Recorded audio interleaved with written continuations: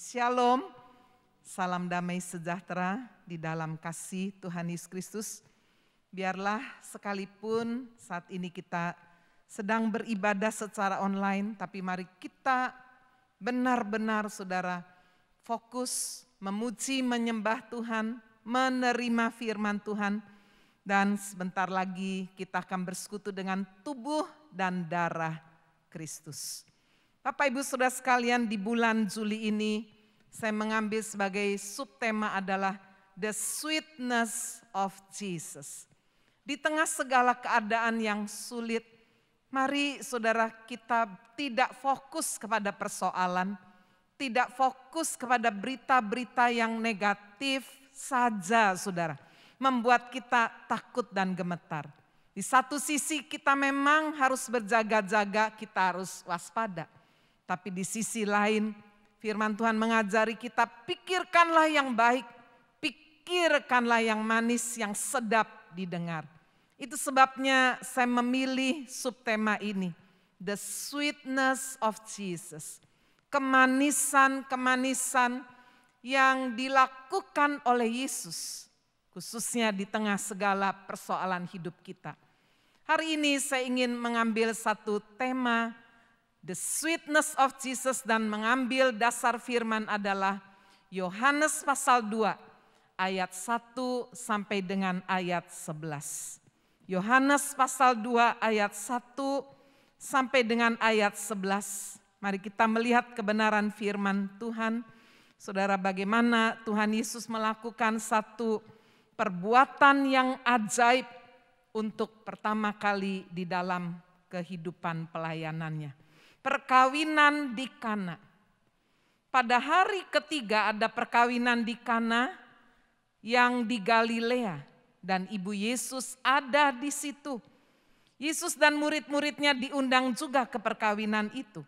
Ketika mereka kekurangan anggur, ibu Yesus berkata kepadanya, mereka kehabisan anggur.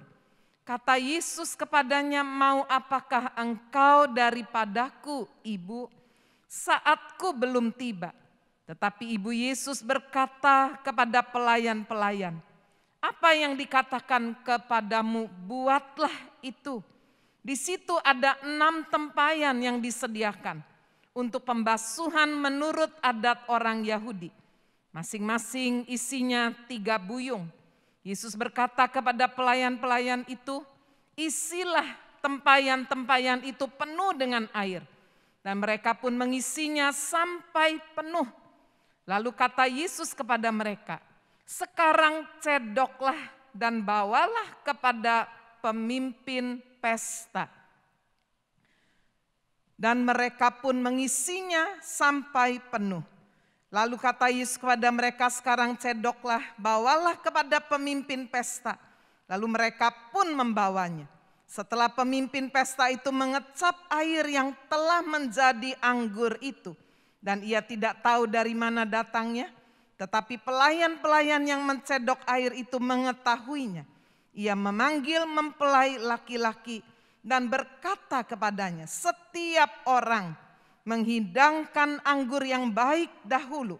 Dan sesudah orang puas minum, barulah yang kurang baik. Akan tetapi engkau menyimpan anggur yang baik sampai sekarang.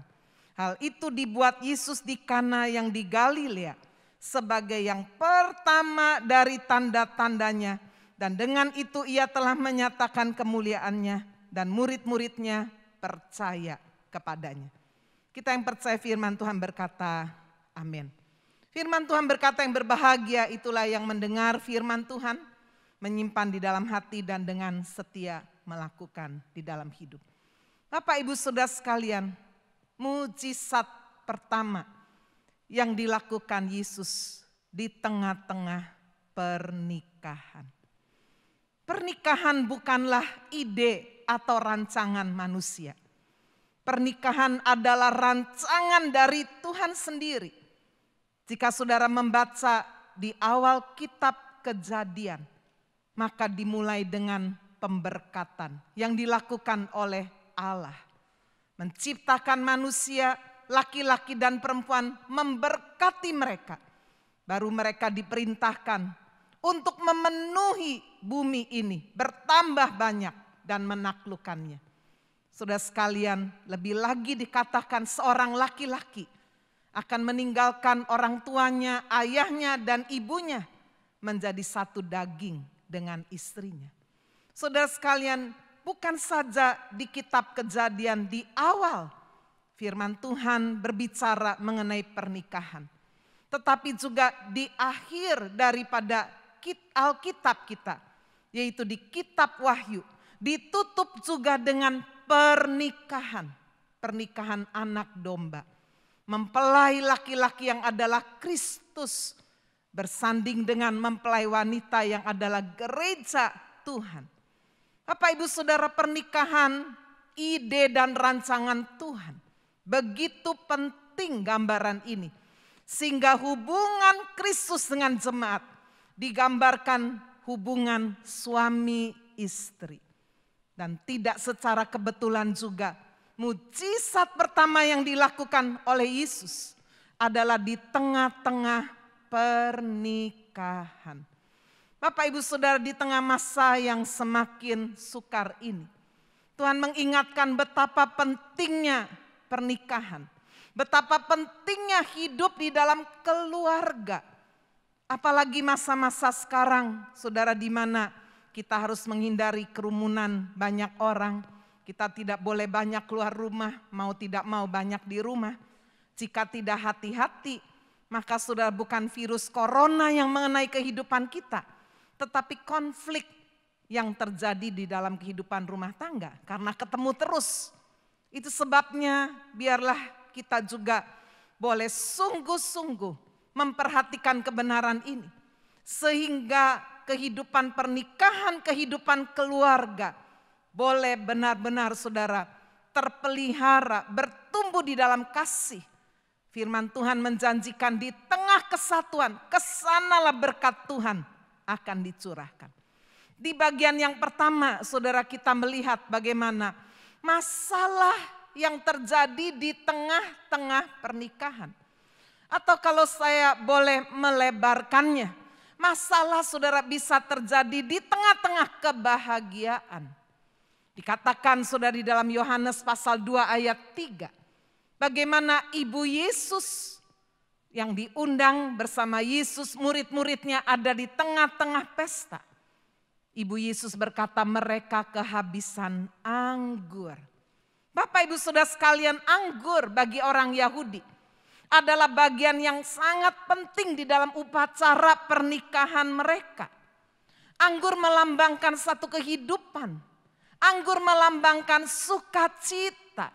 Bahkan saudara, setiap tamu yang berkunjung sekalipun bukan dalam pesta pernikahan, biasanya saudara di dalam acara-acara keluarga dan lain-lain, mereka juga menyuguhkan anggur manis, bukan anggur yang memabukkan. Anggur melambangkan sukacita kehidupan. Berarti saudara, jika di dalam satu pesta pernikahan kehabisan anggur, maka ini bisa menjadi satu aib yang memalukan, menjadi gunjingan tetangga-tetangga. Mungkin malunya saudara akan terus-menerus dibicarakan. Padahal pesta pernikahan orang Yahudi itu 1 minggu. Itu orang Yahudi yang lama ya. 1 minggu sudah bisa bayangkan. Kalau sampai terjadi kehabisan anggur, bisa terjadi apakah kurang persiapan? Atau keluarga ini kurang mampu? Apapun saudara yang terjadi. Yohanes mencatat mereka kehabisan anggur. Bagaimana aplikasi dalam kehidupan keseharian kita? Apa yang bisa menyebabkan masalah di dalam hidup pernikahan? Saudara sekalian, berapa banyak orang yang menikah dengan cinta yang menggebu-gebu. Dengan cinta yang semanis anggur. Mereka punya mimpi-mimpi yang luar biasa. Tapi berapa banyak yang berakhir dengan kehancuran, perceraian. Alasannya udah gak ada cinta lagi, dia gak setia, dia selingkuh, cheating dan sebagainya. Dia tidak bertanggung jawab dalam hal keuangan. Ternyata suami saya ini malas kerja, anak mama dan sebagainya. Saudara, mungkin juga ada orang yang berkata dia tidak melakukan perannya dengan baik. Dia tidak menjadi suami yang baik. Dia hanya baik kepada orang lain tapi tidak baik kepada istri dan anak-anaknya. Atau mungkin suaminya berkata, istri saya ini hanya mencintai dirinya sendiri. Begitu saya kurang uang, waduh, dia sudah berubah sikapnya. Apapun saudara bisa menjadi penyebab ketidakharmonisan dalam pernikahan. Rasa tidak cocok. Dulu saudara semuanya bisa diterima. Tapi sekarang kesalahan sedikit saja menjadi kesalahan yang besar. Mungkin juga ada kekerasan di dalam kehidupan pernikahan. Saudara sekalian, ada KDRT. Ada suami-suami yang memukul. Tapi juga jangan salah, istri juga bisa mukul loh. Saya pernah melayani seorang istri, saudara, pendek, agak gemuk, suaminya tinggi besar. Ketika konseling dengan saya, istrinya menangis, suaminya diam aja. Saya pikir saudara ada KDRT, karena bilang ini ada KDRT Bu, sambil nangis. Saya bilang kepada suaminya, Pak, dulu gimana janji pernikahannya? Bapak mengasihi istri, Bapak lakukan apa nih? Suaminya diam aja. Tiba-tiba istrinya menangis histeris. Bu, yang KDRT bukan suami saya. Saya. Waduh, saya kaget sekali. Saudara-saudara sekalian, rupanya sang istri ini punya dendam terhadap papanya. Dia dari kecil sering melihat papanya menganiaya ibunya, mamanya. Dia masih kecil nggak bisa menolong mamanya. Tapi ada satu kekecewaan, kepahitan yang luar biasa. Sehingga saudara ketika dia kemudian pacaran, dia memilih laki-laki yang benar-benar mencintai dia dan bisa dikuasai dia. Dan siapa yang menyangka masuk dalam pernikahan, saudara sekalian justru dia yang sering melakukan KDRT terhadap suaminya. Bagaimana kemudian suami istri ini boleh benar-benar merendahkan diri. Luka-luka batin yang ada di dalam kehidupan istri disembuhkan. Dia boleh melepaskan pengampunan untuk papanya. Bapak ibu saudara sekalian, apapun yang menjadi penyebab masalah dalam pernikahan, masalah yang terbesar adalah egoisme. Tidak ada yang mau mengalah. Semua mengatakan gara-gara kamu, makanya saya nggak bisa tunduk. Itu istri berkata begitu. Kalau kamu mengasihi saya pasti tunduk. Tapi suami berkata, kamu nggak menghargai saya. Kalau kamu menghargai, menghormati saya pasti mengasihi kamu. Sampai kapan saudara? Jika egoisme masih ada dalam hidup rumah tangga, tidak pernah selesai. Hari ini saudara kita bisa melihat cinta kasih manusia yang sudah semakin habis. Yesus sendiri berkata bahwa pada masa akhir kasih manusia menjadi dingin. Inilah bagian yang pertama kita bisa melihat masalah yang terjadi di tengah-tengah pernikahan atau di tengah-tengah kebahagiaan. Seperti yang kita sedang rasakan. Siapa yang menyangka COVID 2019 berkepanjangan sampai hari ini. Saudara mungkin sedang mengecap kebahagiaan, keberhasilan di tengah-tengah karir, sudah pekerjaan saudara. Tapi tiba-tiba semuanya terjadi sekonyong-konyong tiba-tiba dan merenggut kebahagiaan kita. Tapi mari hari ini kita bisa melihat bagaimana setelah kita tahu bahwa ada masalah yang bisa terjadi. Apakah di tengah pernikahan, apakah di tengah kebahagiaan kita. Bagian yang kedua kita belajar bagaimana melibatkan Yesus di tengah-tengah persoalan. Yohanes pasal 2 ayat 5, ketika ibu Yesus datang kepada Yesus memberitahu bahwa anggur habis. Saudara-saudara sekalian, Yesus berkata meresponi, wanita, ya itu bahasa aslinya disebut, wanita mau apakah engkau daripadaku? Saatku belum tiba.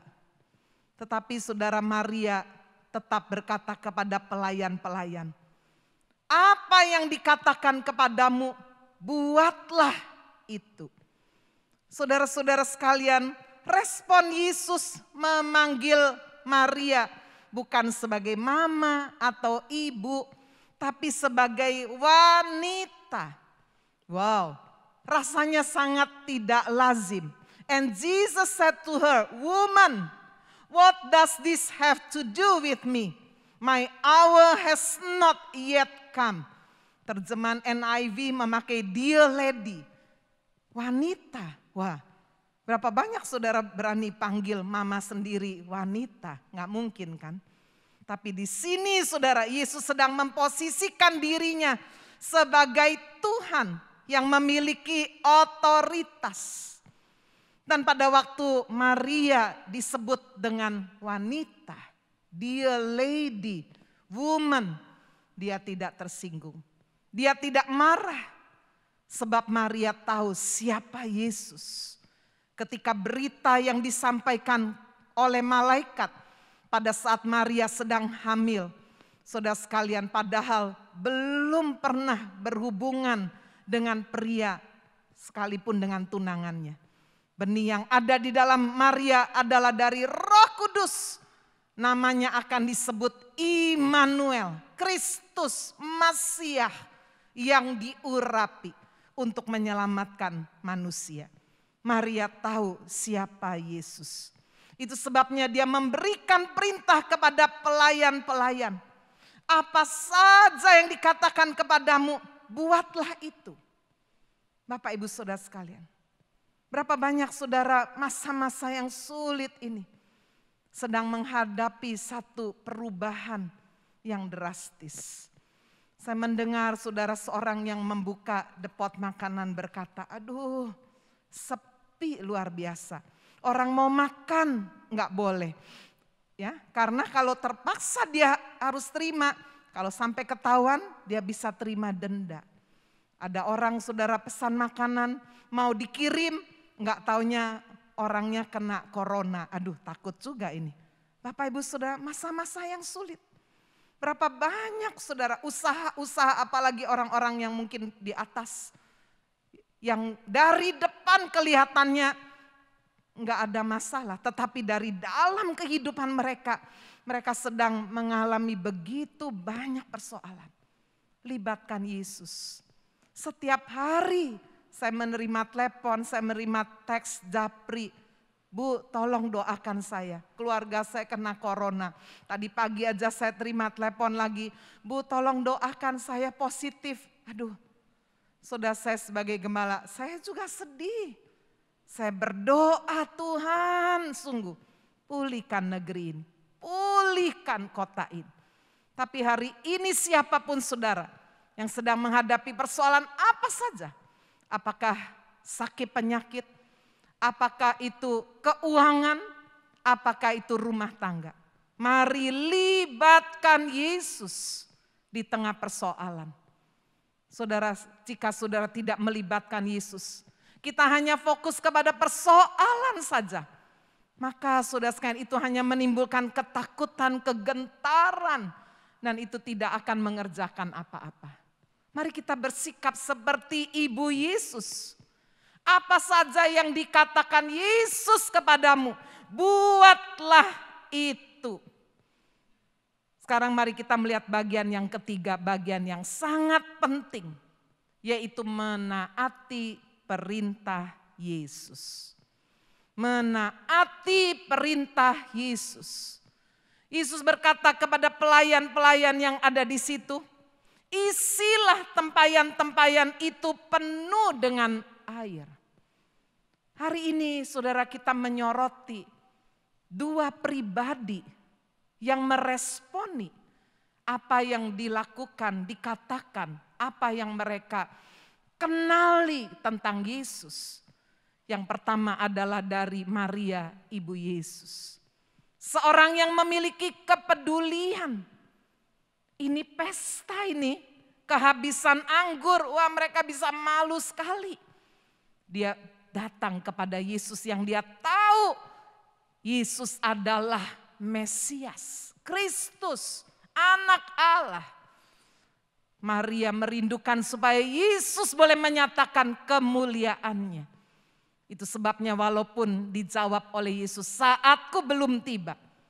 Tapi Maria percaya, saudara, sehingga dia berkata kepada pelayan-pelayan, apa saja yang dikatakan kepadamu, buatlah itu. Dan orang kedua, saudara, yang kita lihat meresponi perintah Yesus adalah para pelayan. Ada ketaatan pelayan yang luar biasa. Pelayan-pelayan ini mengisi tempayan-tempayan dengan air yang biasanya dipakai untuk pembasuhan kaki. Orang Yahudi, saudara, sering melewati daerah yang tandus, padang gurun, kakinya penuh dengan pasir, tanah. Itu sebabnya sebelum masuk rumah harus basuh kaki dulu. Nah, disediakan tempayan-tempayan yang besar-besar, saudara, diisi air untuk membasuh kaki sebelum mereka masuk rumah. Tetapi saudara, apa yang dikatakan oleh Yesus? Isilah semua tempayan-tempayan itu. Lalu cedoklah dan bawa kepada pemimpin pesta. Wow. Saudara, air pembasuhan kaki ini bukan disuruh dibawa ke depan rumah untuk dipakai membasuh kaki. Tetapi dicedok, dimasukkan ke dalam bejana yang biasa pakai anggur. Lalu taruh maju ke depan, kasih kepada pemimpin pesta. Wow. Ini adalah satu perintah yang sangat beresiko. Siapa saudara yang bisa memastikan air cuci kaki menjadi anggur? Saudara, kalau ada satu negara, satu perusahaan bisa mengubah saat-saat seperti ini, air biasa bisa berubah, saudara sekalian, menjadi obat. Ya, wah, saya kira dia akan kaya sekali. Perusahaan sehebat, sepandai apapun tidak ada yang bisa menyediakan alat masuk air keluarnya anggur, enggak ada. Saudara sekalian, sangat beresiko sekali apa yang diperintahkan oleh Yesus. 6 tempayan, di situ ada 6 tempayan. Masing-masing isi 2 sampai 3 buyung. Saya pelajari, saudara, satu buyung isinya kurang lebih 40 liter. Saya kemarin tanya 1 galon air, ya, yang saudara sering isi di dispenser itu berapa itu? 19 liter, betul ya? Ya, kalau salah maafkan saya ya. 19 liter berarti, saudara, 1 buyung itu isinya kurang lebih 2 galon air. Kalau 1 tempayan itu isinya 2 atau 3 buyung, berarti 6 tempayan. Isinya 480 sampai 720 liter. Disuruh diisi air semua. Dan ketika itu dihidangkan, saudara, berubah menjadi anggur. Firman Tuhan tidak mencatat kapan air pembasuhan kaki ini berubah jadi anggur. Apakah waktu dibawa atau waktu sedang dicedok? Kita tidak tahu. Tapi inilah keajaiban Yesus. This is the sweetness of Jesus. Dia bahkan bukan saja sanggup untuk membuat, saudara, sesuatu dengan berlimpah-limpah, tetapi juga kualitas yang lebih baik daripada yang sebelumnya. Ketika pemimpin pesta itu mencedok anggur ini, wah, kok enak banget ini. Lalu sampai dia panggil, saudara, yang punya pesta. Kamu menyimpan anggur yang lebih baik, biasanya orang akan kasih dulu yang lebih baik. Sebab kalau sudah yang lebih baik, minum yang kurang baik, sudah ketutup sama yang pertama ini. Tapi engkau menyimpan yang lebih baik. Bapak, Ibu, Saudara, hari ini ketika Anda sedang menghadapi masalah apa saja, keterpurukan secara ekonomi, saudara mungkin sedang alami sakit, saudara mungkin sedang mengalami masalah-masalah yang tidak pernah saudara duga sebelumnya.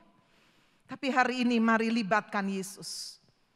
Taat saja, apa saja, saudara, yang sungguh-sungguh Dia perintahkan kita mau lakukan. Apa tujuan dari mujizat yang dilakukan oleh Yesus? Ini merupakan, saudara, satu mujizat dibuat Yesus di Kana. Yang pertama kali dari tanda-tandanya, tujuannya 2. Menyatakan kemuliaannya. Dan ingin memberitahu kepada murid-muridnya bahwa Dia adalah Tuhan yang mengendalikan segala keadaan. Dia bukan hanya Tuhan yang bisa mencipta yang ada menjadi tidak ada. Dia bisa mengubah dari sesuatu yang tidak mungkin seperti air untuk membasuh kaki menjadi anggur yang sangat bagus sekali kualitasnya. Supaya murid-muridnya percaya kepadanya. Saya akhiri dengan kesimpulan, Bapak Ibu. Masalah bisa terjadi di tengah-tengah kebahagiaan. Mari kita jangan hanya ingat kebahagiaan. Aduh, seandainya kayak dulu ya, suami saya masih hidup ya, mama saya masih hidup ya. Ada seorang anak, saudara masih remaja, harus ditinggal mati oleh papa mamanya di usia yang masih sangat belia, sangat membutuhkan. Tapi ini realita. Mari kita tidak hanya, aduh seandainya. Ya, mari kita hadapi realita. Masalah bisa terjadi di tengah kebahagiaan. Mari kita melibatkan Yesus di tengah persoalan. Jangan menyendiri, saudara. Hari-hari ini, mari kita sungguh semakin kuat ada dalam komunitas yang rohani, yang saling menguatkan, saling mendoakan. Mari responi perintah Tuhan dengan taat. Inilah saat di mana kita bersaat teduh secara massal. Inilah saat di mana kita menjadi penyembah-penyembah lebih lagi, saudara, bukan supaya dilihat orang, tapi dengan Yesus. Kita juga belajar menyimpulkan bahwa tidak ada masalah yang terlalu sulit. Jika Tuhan Yesus melakukan mujizat yang pertama, air menjadi anggur di tengah pernikahan. Dia ingin saudara pernikahan saudara alami pemulihan. Keluarga saudara dipulihkan. Jika masalah dalam keluarga bisa diatasi, kita percaya masalah yang lain Tuhan sanggup saudara untuk sungguh-sungguh memulihkan. Hasil pemulihan yang terjadi berkelimpahan dan lebih baik dari yang sebelumnya. Tujuan mujizat adalah kemuliaan bagi Tuhan dan membuat kita anak-anaknya, hamba-hambanya semakin percaya bahwa Dia Allah yang hidup. Amin. Tuhan Yesus memberkati.